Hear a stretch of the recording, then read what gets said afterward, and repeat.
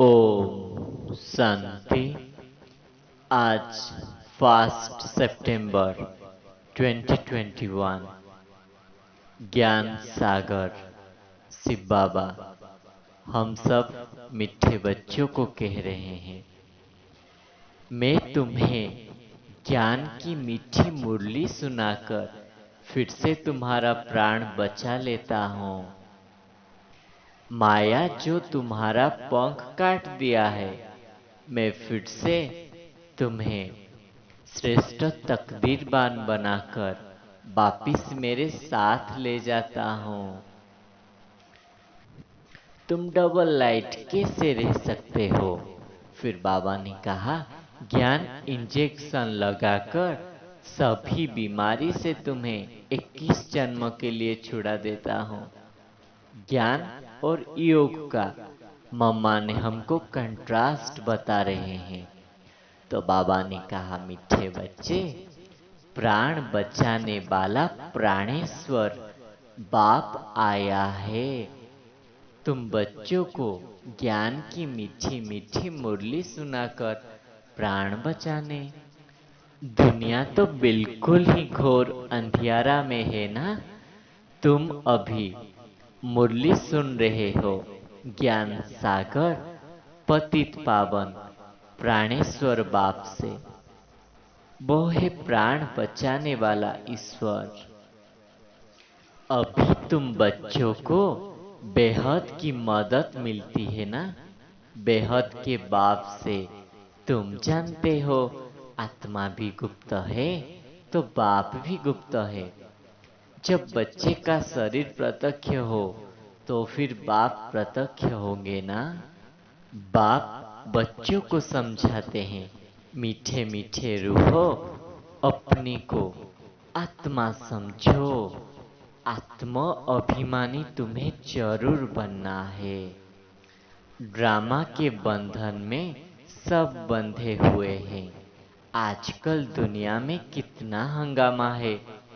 अभी तुम बच्चे विनाश काले प्रीत बुद्धि वाले हो और सब बाप से विपरीत बुद्धि है तो बिना संति गाया हुआ है। बाबा ने कहा, तुम बच्चों को सर्विस पर बहुत जोर देना है। बाप का परिचय सबको देते रहेंगे तो उतना तुम्हारा प्रभाव पड़ेगा।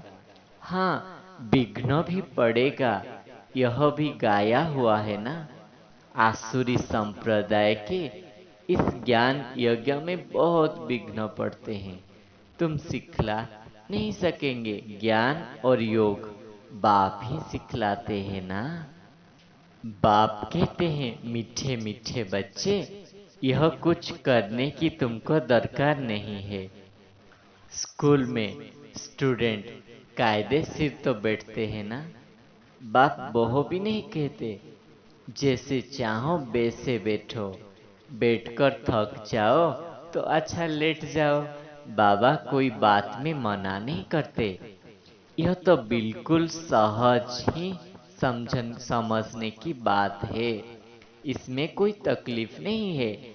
भल कितना भी बीमार हो, लेकिन सुनते सुनते शिव बाबा के याद में रहते रहते प्राण तन से निकले। गाया जाता है ना, गंगा जल मुख में हो तब प्राण तन से निकले। वास्तव में ज्ञान अमृत हो फिर प्राण तन से निकले। तुम बच्चे आते ही हो तो हमको छोड़कर जाते हो। बाप कहते हैं, हम तो तुम बच्चों को साथ ले जाऊंगा। मैं आया ही हूं तुम बच्चों को घर ले जाने। तुमको न अपने घर का पता है न आत्मा का कुछ पता है। माया ने बिल्कुल ही पंख काट डाले हैं, इसलिए आत्मा उड़ नहीं सकती, क्योंकि तमो प्रधान है ना। जब तक सतो प्रधान न बने तब तक शांति धाम में जा नहीं सकते। यह भी जानते हो, ड्रामा प्लान अनुसार सबको तमो प्रधान बनना ही है। इस समय झाड़ जड़ जड़ीभूत अवस्था में है। यहाँ आत्मा पवित्र बन जाए तो फिर यहाँ ठहर नहीं सकती, एकदम भाग जाए। लो ही नहीं कहता। बाप यह सब राज बेट समझाते हैं धारण करने के लिए। फिर भी मुख्य बात है बाप को याद करना, स्वदर्शन चक्रधारी बनना। मनुष्य सृष्टि का बीज रूप सभी का एक ही बाप है ना। लेकिन दुनिया वाले कुछ भी नहीं समझते। फिर भी जिनकी तकदीर में है, निश्चय है, तो जरूर बाप से बरसा लेंगे। निश्चय नहीं होगा तो कभी भी नहीं समझेंगे। तकदीर में नहीं है तो तदबीर फिर क्या करेंगे। तकदीर में नहीं होगा तो फिर वह बैठते ही ऐसे ही कुछ भी नहीं समझते होंगे। इतना भी निश्चय नहीं है कि बाप आया है बेहद का बरसा देने।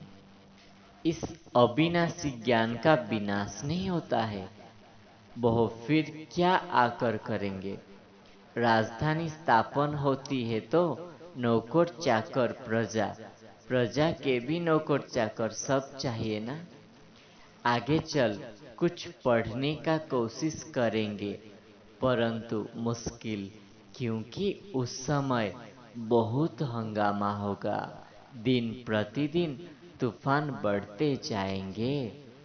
इसलिए बाप समझाते हैं अभी सबको सतो प्रधान जरूर बनना है। बाप कितना अच्छी रीति बैठ समझाते हैं। कहते हैं भल तुम बच्चे सर्विस में भी अपने करते रहो, सिर्फ एक बाप को याद करो। सर्व का रूहानी सर्जन एक ही बाप है ना। वही आकर आत्माओं को ज्ञान का इंजेक्शन लगाते हैं, क्योंकि आत्मा ही तम प्रधान बन गई है ना। बाप को अविनाशी सर्जन इसलिए कहा जाता है। आत्मा अविनाशी है तो बाप भी अविनाशी है ना। अभी आत्मा तम प्रधान से सतो प्रधान बन रही है। इसके लिए इंजेक्शन चाहिए। तुम्हारा बुद्धि योग सदैव अपने स्वीट हम में लगे रहे। तुम्हारे बुद्धि में है अभी हम अपने स्वीट साइलेंस होम में जाना है। फिर बाबा ने आज के वरदान में कहा डबल लाइट कौन है। जो बच्चे निरंतर याद में रहते हैं, वह सदा साथ का अनुभव करते हैं। उनके सामने कोई भी समस्या आएगी तो अपने को कंबाइंड अनुभव करेंगे, घबराएंगे नहीं। ये कंबाइंड स्वरूप की स्मृति कोई भी मुश्किल कार्य को सहज बना देती है। कभी कोई बड़ी बात सामने आए तो अपना बोझ बाप के ऊपर रख स्वयं डबल लाइट हो जाओ, तो फरिश्ते समान दिन रात खुशी में मन से डांस करते रहेंगे।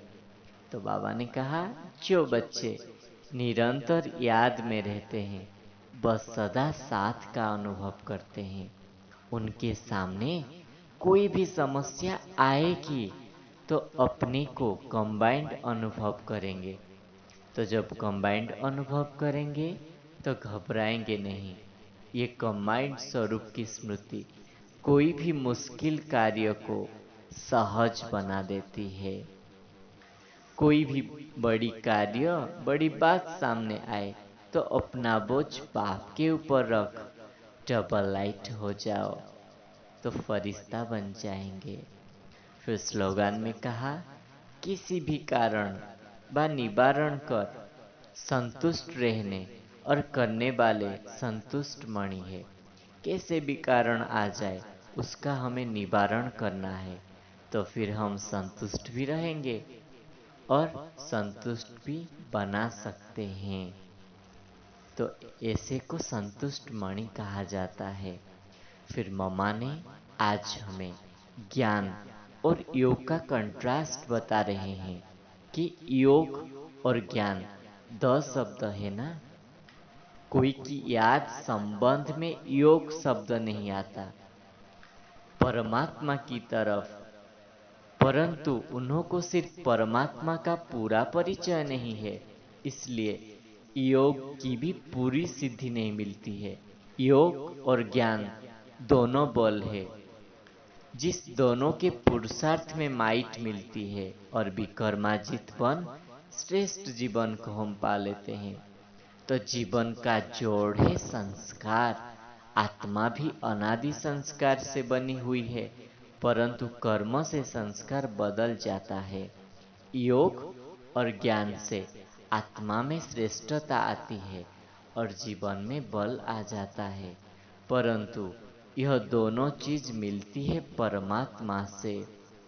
कर्म बंधन से छुड़ाने का रास्ता भी हमें परमात्मा से प्राप्त होता है। हमने जो भी कर्म से कर्म बंधन बनाए हैं, उनसे मुक्ति पाने के लिए ज्ञान और योग के आधार से हमको श्रेष्ठ कर्म करना है। अच्छा, ओम।